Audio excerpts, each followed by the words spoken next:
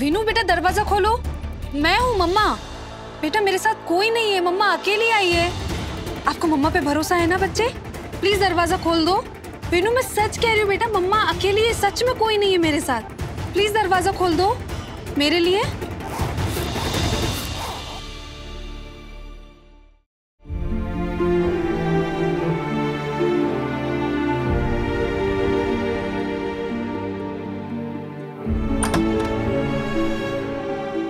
दरवाजा क्यों बंद? वीनू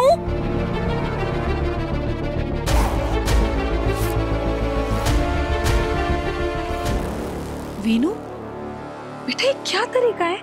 आप सुबह से रो रहे हो और ये खुद को ऐसे कमरे में बंद कर लिया और सारी खिड़कियां भी बंद करके रखी आपने।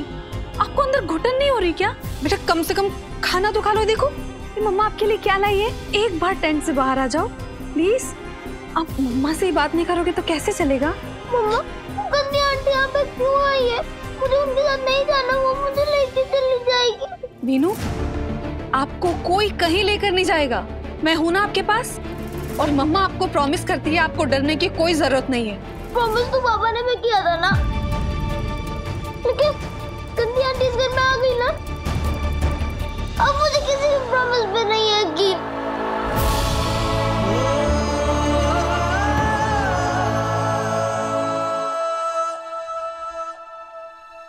वीनू आपको मम्मा पर भी भरोसा नहीं है?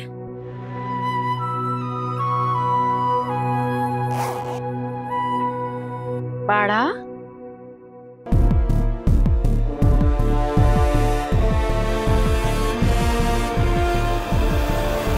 गंदी आंटी। वीनू बेटा आ जाइए, आप बाहर आके देखो तो सही एक बार। एक मिनट विनायक बेटा बाहर आ जाओ।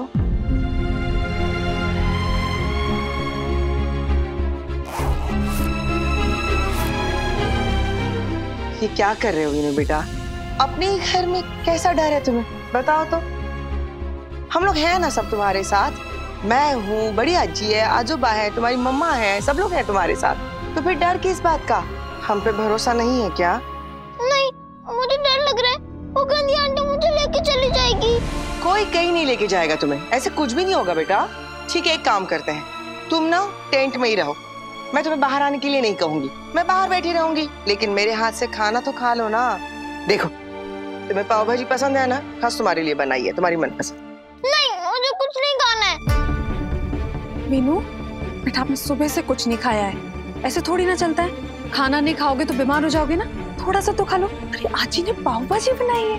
नहीं मुझे नहीं खाना है, मैं यहीं रहूंगा, यहीं सोऊंगा, मैं कहीं नहीं जाऊंगा। वीनू बेटा सुनो तो।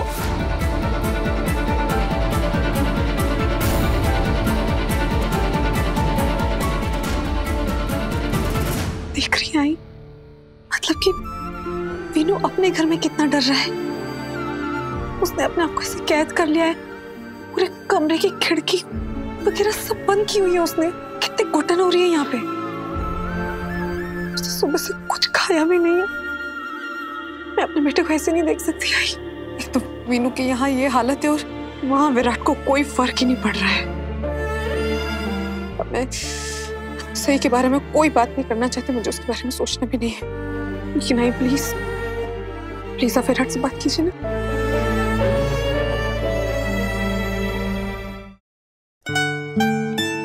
विराट कहाँ है? कोई उसे बुलाएगा, बहुत जोरों से भूख लग रही है। पुलकित अरे आप लोग खाना खाइए ना। क्यों तुम नहीं खाओगे? सही ने खिला के भेजा है तुम्हें।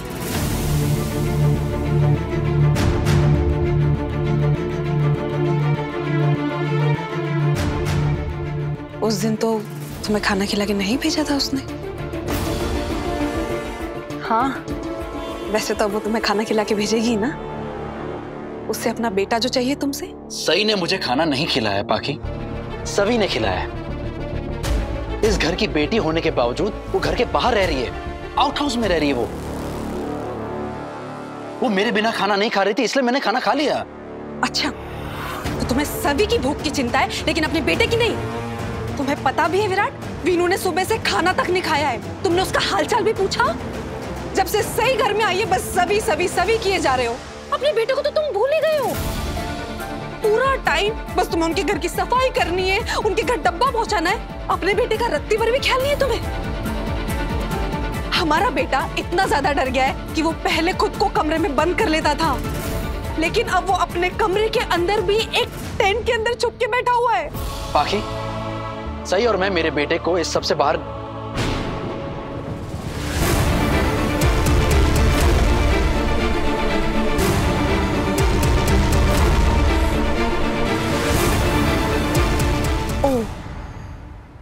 सही और तुम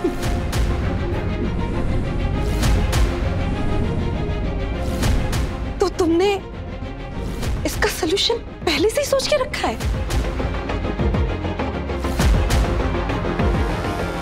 ग्रेट मिस्टर विराट चव्हाण।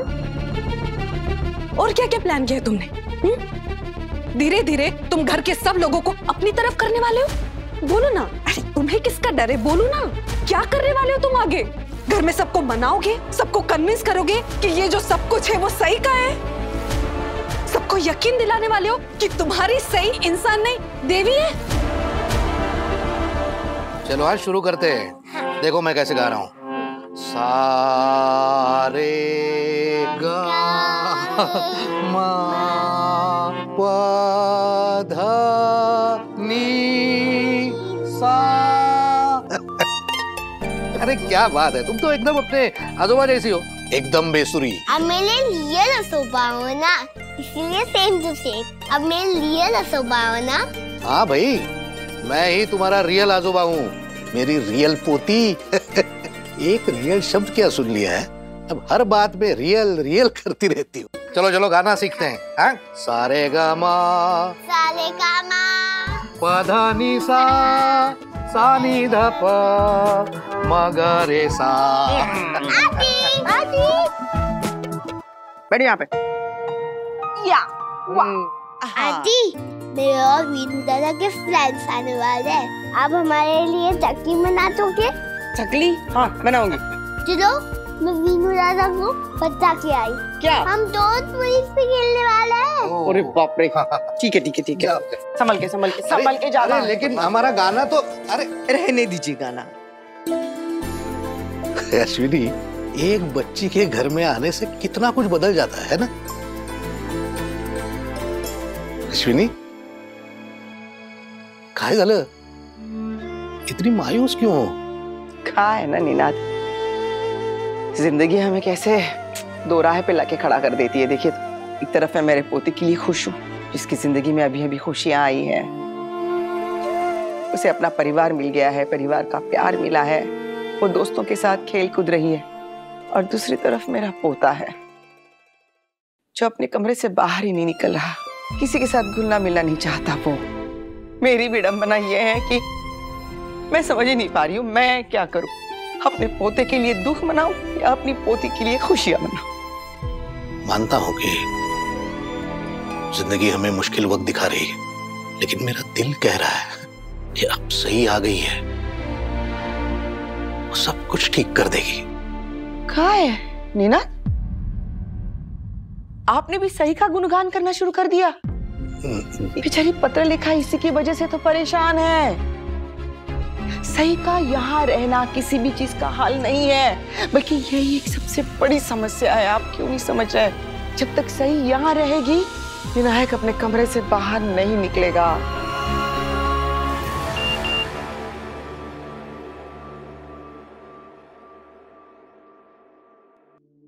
पत्र लिखा का वीडियो मैसेज।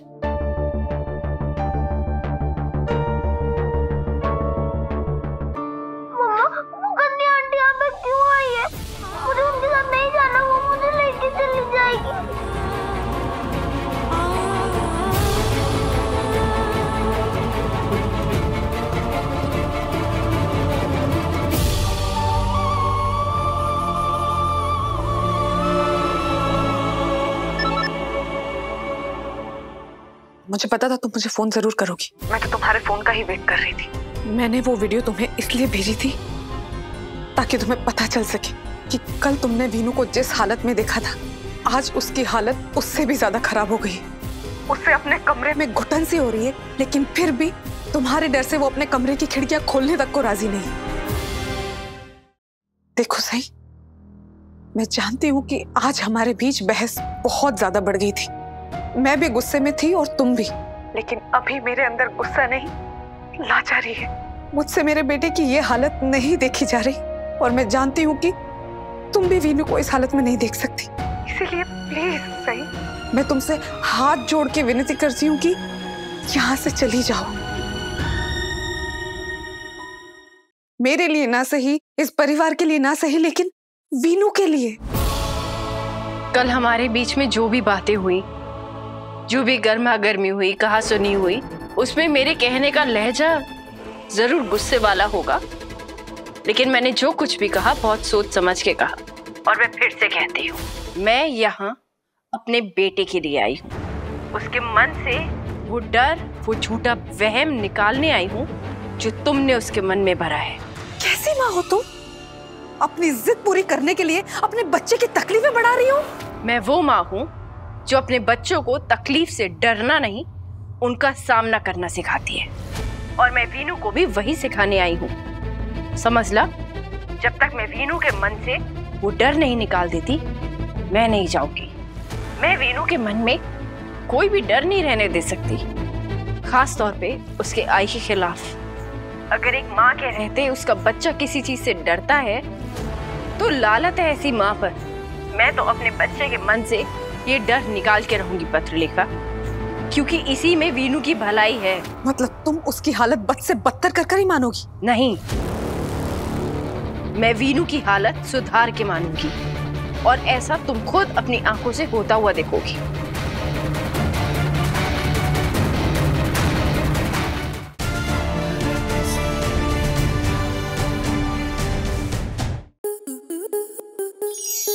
स्टार प्लस के ऐसे ही और बेहतरीन लम्हे देखने के लिए सब्सक्राइब करें हमारे YouTube चैनल को।